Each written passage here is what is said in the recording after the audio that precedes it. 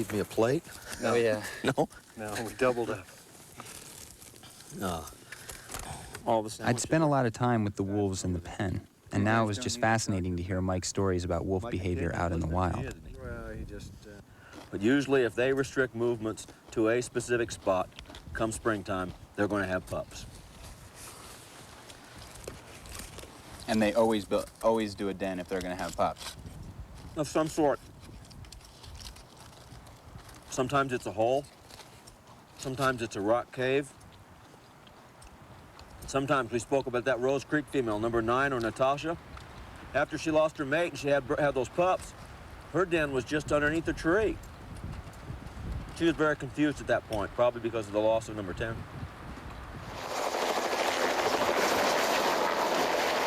Because of the uncertainty of Natasha's future, they decided to bring her and her puppies back to the pen. Okay.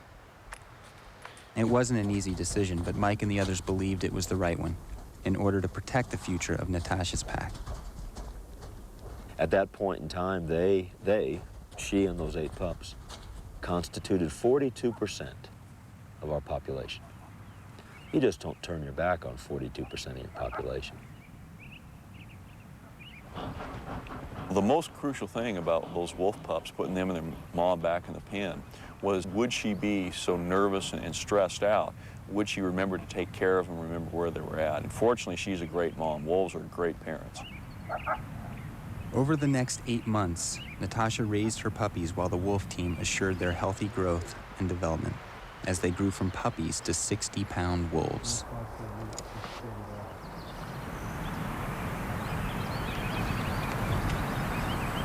Mike's friend, Steve Torbett from the National Wildlife Federation, rode out to join us in our hunt Steve for the Torbett, den. Matthew Fox and Fran Fox. Nice to meet you. Hey, Fran. Nice Good to see meet you guys. Fellas, we just need to spread out in here. I have no idea where it is or what it is. Look just about everywhere you can think to look.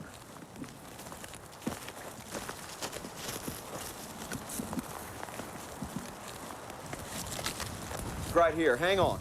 Matt, up to your left. That's it. Ha ha! Look at this.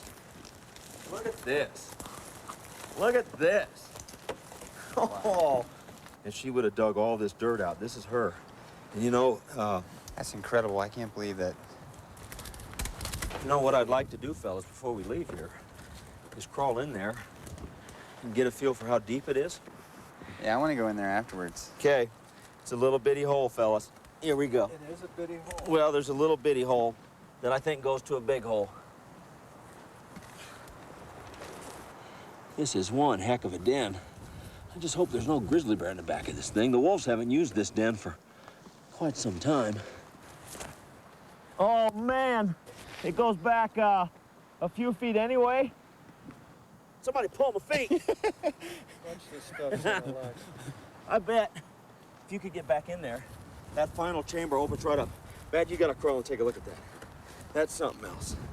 You can only go so far. For when we get right down to studying it, we'll bring a shovel in and make it a little bit bigger so we can get all the way back to the back. We'll run your feet, man. Fran, why don't you hold that? Oh my God. Isn't that neat? You can't even see how far it goes around to the right. I know it. That's a heck of a den, fellas. The first wolf den to be found in Yellowstone in over 60 years. It goes a long ways around there. Oh, that's a great hole.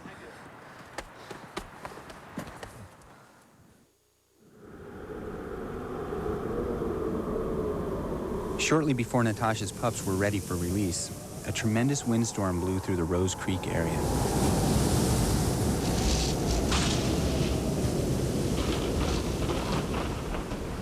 We went up 2 days later to feed because we didn't know it had gotten windy up there and found the pen destroyed. All the pups gone, only Mom was there. Potential disaster had struck Natasha and her pups again. After the storm, they began a desperate effort to find and secure the pups. We didn't know what to do, so we got our saddle horses and crafted a capture operation. We started by howling, and that prompted 3 of the pups to go back in the pen with Mom. We caught 2 of them. That put 5 inside. Natasha was still showing signs of stress. She paced back and forth trying to figure out how to get the rest of her pups back with her. They hadn't strayed far, just to the opposite hillside. Maybe they would come back to the security of their mother. Will Natasha reunite with her pups? We'll find out next.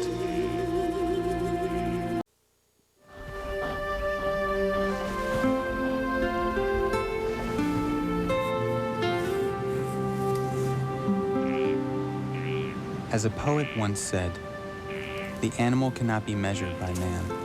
Living in a world older and more complete than ours, they move finished and complete, gifted with extensions of the senses we have lost or never attained, living by voices we shall never hear.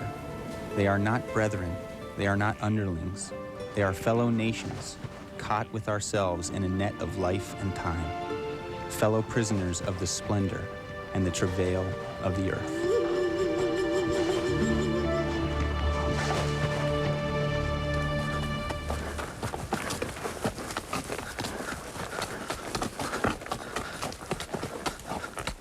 Mike takes us to an observation point he uses to spot wolves, a place where we won't disturb them in their natural surroundings.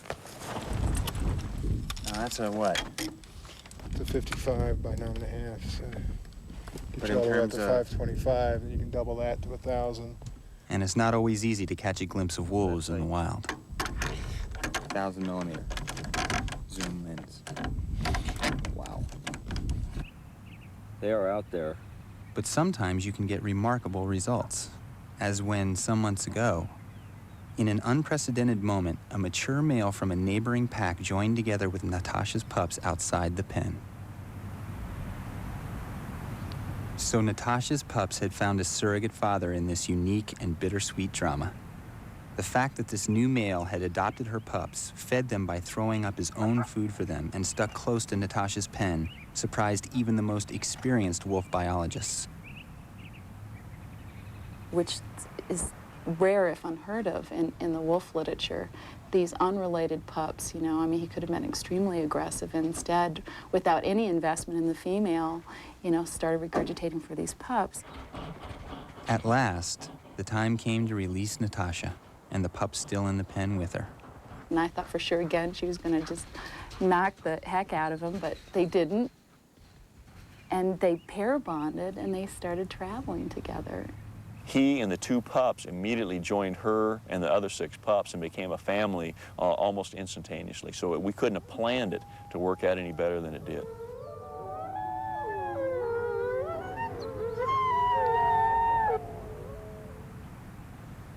Right there, fellas. All right, See where I'm pointing the antenna? Give us some more. Right there. If they're up in that timber, of course, Right. you're not going to see them. They're out there somewhere. And where did They're out there somewhere. yeah. Listen, wait. There's one howl. Howling. In one moment, we all jump. We hear a howl. It's a wolf, maybe one of the family.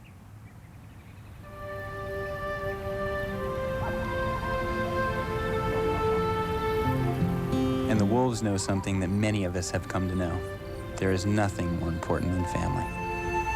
I'm not going to. Good luck, kiddo. All right. See ya.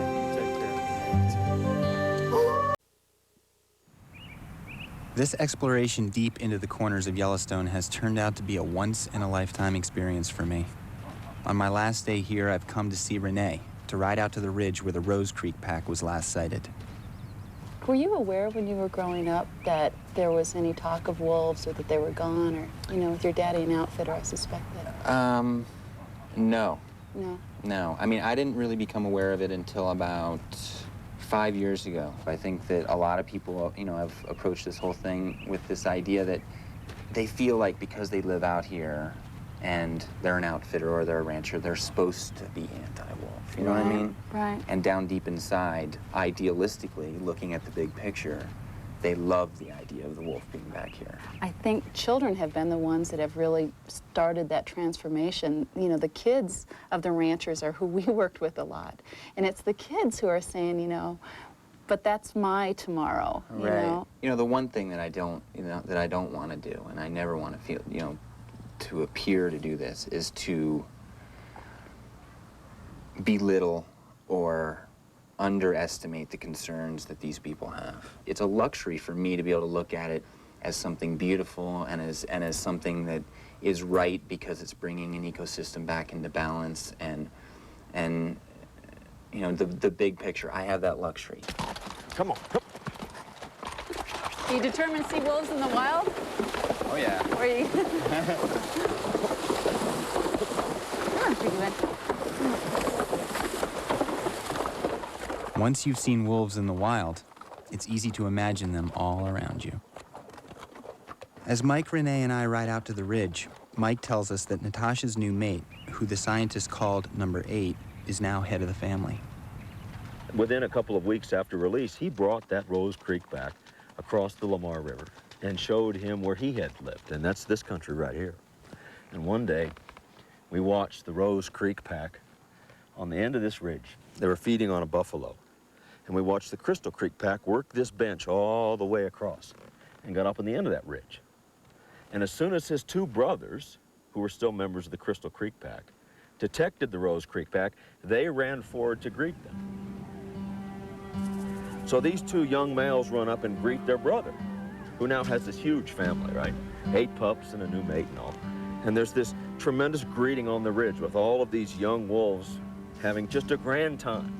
And it became very interesting to watch Natasha, mom number 9. She wouldn't go up on the ridge. She stayed down low and was obviously upset. She started to bark, and that brought one of the young Crystal Creek males, one of 8's brothers, down the ridge. And as soon as he came down the ridge and got close to number 9, that was all number 8 could stand. And 8 and 9 let that young male have it.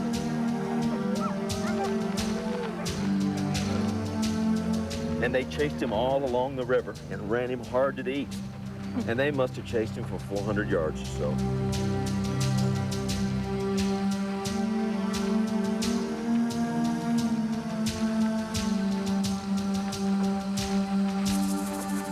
And that was the beginnings of them saying, this is our home.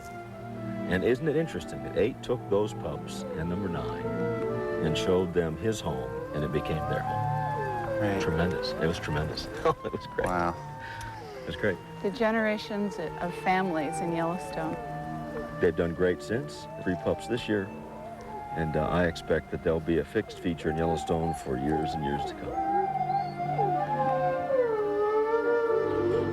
The story of Natasha and her family has really personalized the whole wolf recovery effort for me. Renee gave me a memento I'll always have to remember this experience.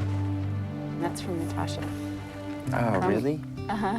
From when That's cool. when I was stroking her, I have to admit a fair amount of hair came off, which I really pocketed. Awesome. That's cool. Yeah. Oh, thank you very much. That's really great. Yeah, well, it's got good power. Cool.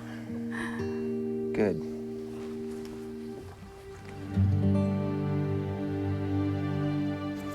Well, these last 2 years have been a whirlwind of drama, adventure, and controversy. Really the beginning of a new legacy. But as I leave this park, I can't help thinking that what was missing for the last 60 years has finally been restored.